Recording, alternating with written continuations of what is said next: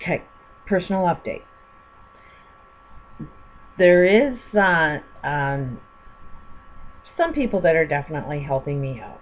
First of all, anybody who's supporting my channel, just by viewing it, just by commenting, just by putting positive energy out there, trust me, you are helping me out. We all need some support. We all need that positive energy being directed at us that says, you can do it. You know, if you want to create failure in the world, just keep telling people, you suck. You can't do it. You can't do it. And guess what? They'll be little robots and do shit. So I know I want to get off this welfare system. And as this total economic system collapses, somehow we magically got to find a way of earning a living doing something right while the whole universe wants to do everything that's wrong. Challenging for me to do, but I'm trying to do it. And part of that has been me getting rid of the smoking addiction. And I knew I was never ready. And a lot of people don't quite understand what that readiness means. And it's like everybody else can have as much advice as you think you got, but ultimately it's me who has my answers. It's me who has to listen to myself. And I know deep, deep, deep down, I was dealing with a broken heart. And it's not a depression. It's a reaction to a normal experience in my event, and how much I'm tied, how much empathy I have with my environment. I'm a global thinker, so it definitely affects, like, the broken heart is in relationship to how much hell is going on in the world, because I'll feel that globally because I'm a global thinker. But I also think of family shit and then getting it right down to even the smallest, caring about myself. I don't think I've ever. I think I cared about myself before I was 3. Before my abuse situation came up, I cared about myself then.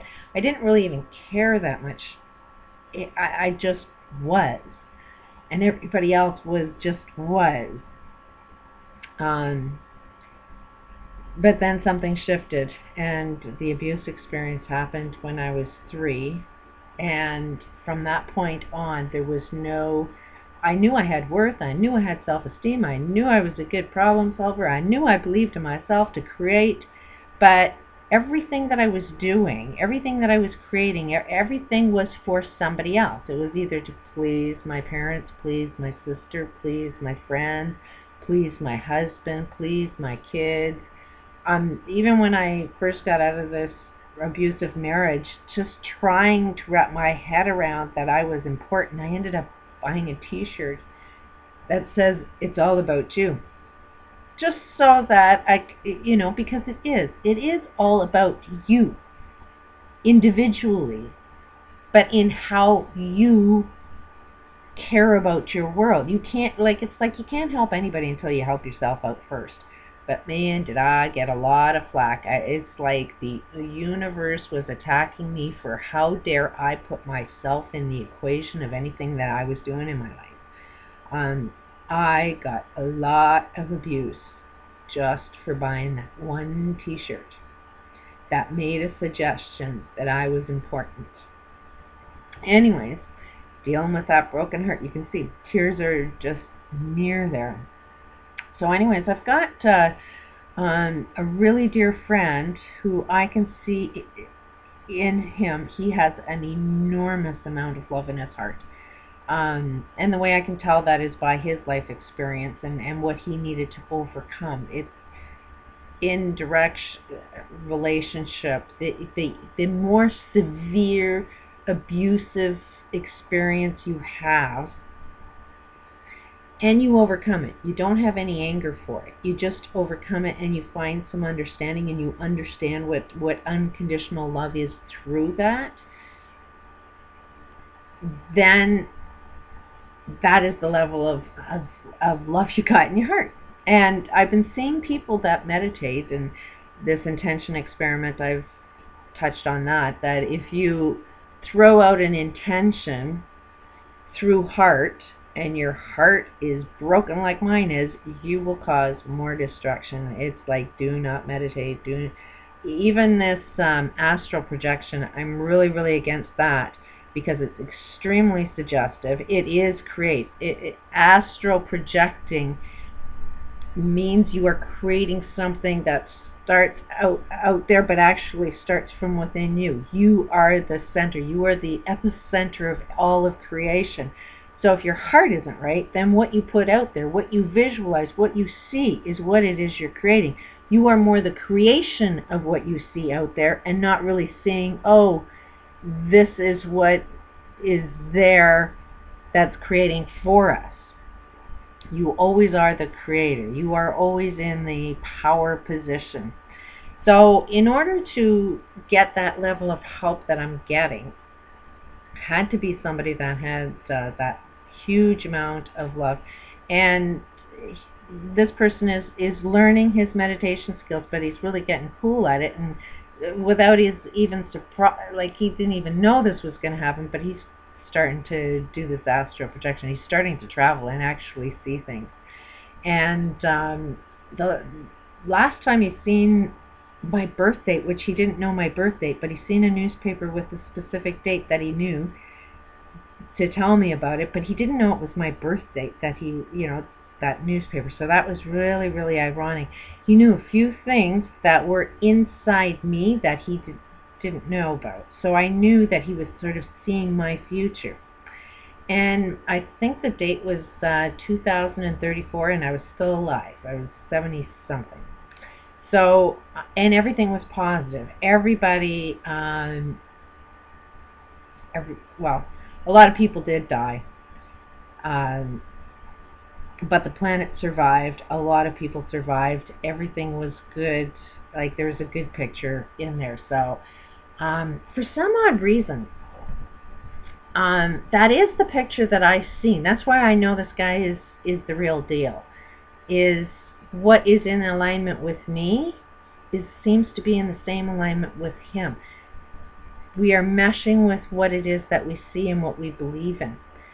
And that's how I know it was true. Is I know without a doubt what's happening inside me and what the purpose is. And it's like, I'm not going to tell people what that is.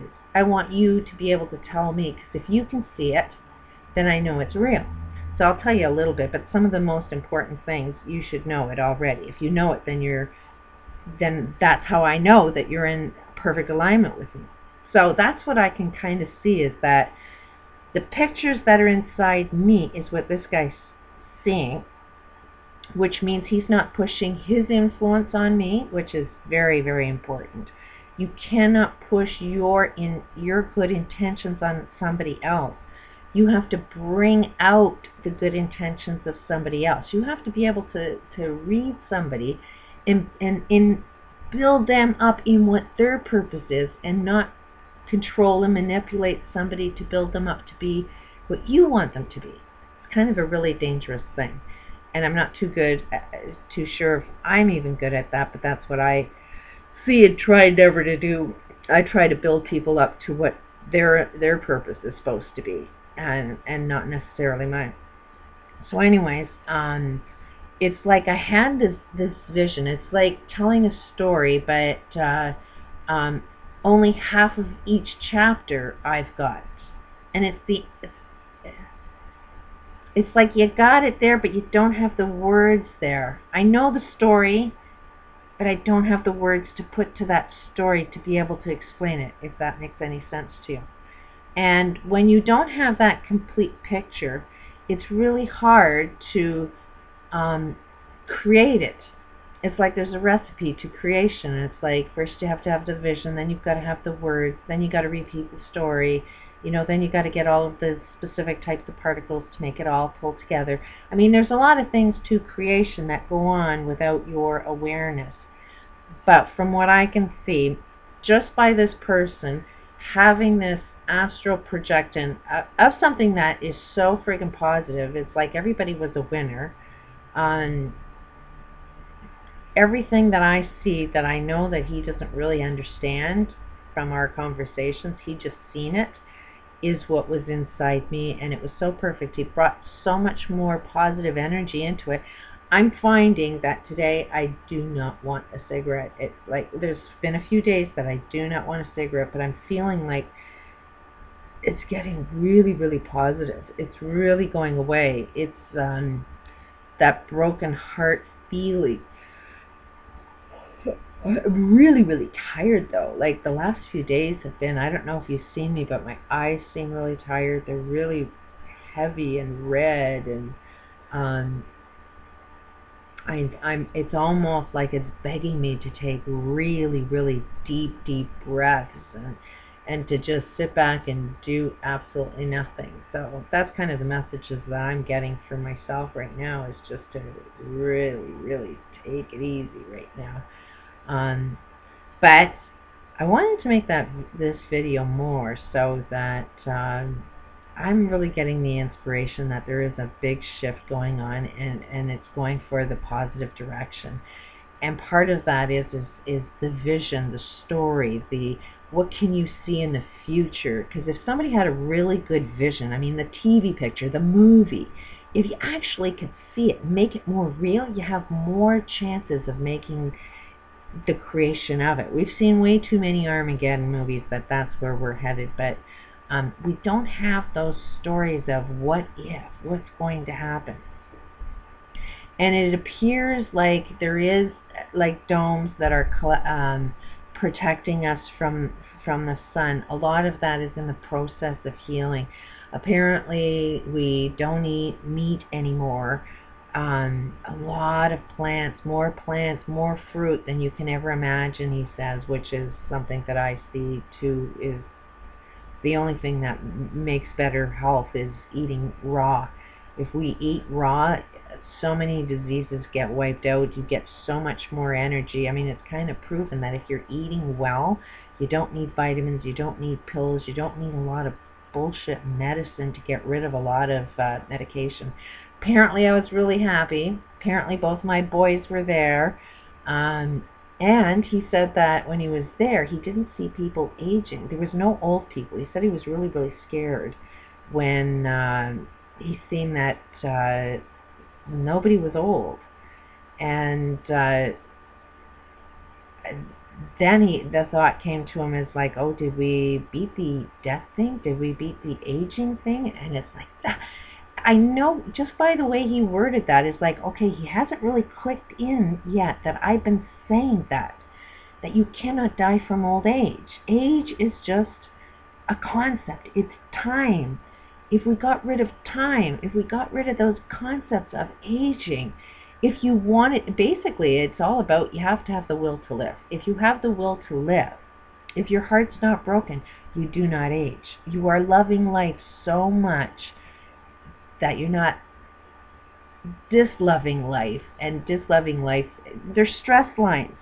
They're age lines. Age is wisdom. Wisdom is pain. I mean, there is none of that stuff. You know, once you get rid of all of the causes that tend to age you, you won't age. And he's seeing this. He's seeing this in our future, that we're reversing the aging process. Which I think, for the most part, it's like, yeah, you got to sort of see it to believe it. So, for some reason, I do believe my purpose is more of setting the example, and it's not here to preach or to be the leader of anybody. It's to be sort of like, here's the diary, this is what I'm working on. If it works for me, maybe it'll work for you. If it makes sense for me, maybe it makes sense for you.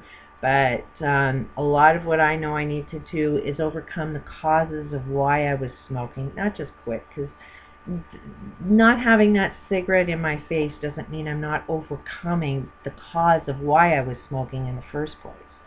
And he's working on this heart thing. So he's doing this meditation twice a day on me. He's seeing these visions. He's really helping me see that vision. And it's almost like that vision that he's seeing, it's like I needed to see one other person see the same thing as me that gave me the power that healed my heart. Because my heart doesn't feel half as broken as it did like just yesterday. It really seems to be massively healing. So there's the update. Not smoking today. Don't know if it's going to last another day or not, but today I don't even have an urge. There's no side effects, nothing. It's like I'm loving being alive. Just would like maybe a nap. I'm tired. There's the update. Peace out.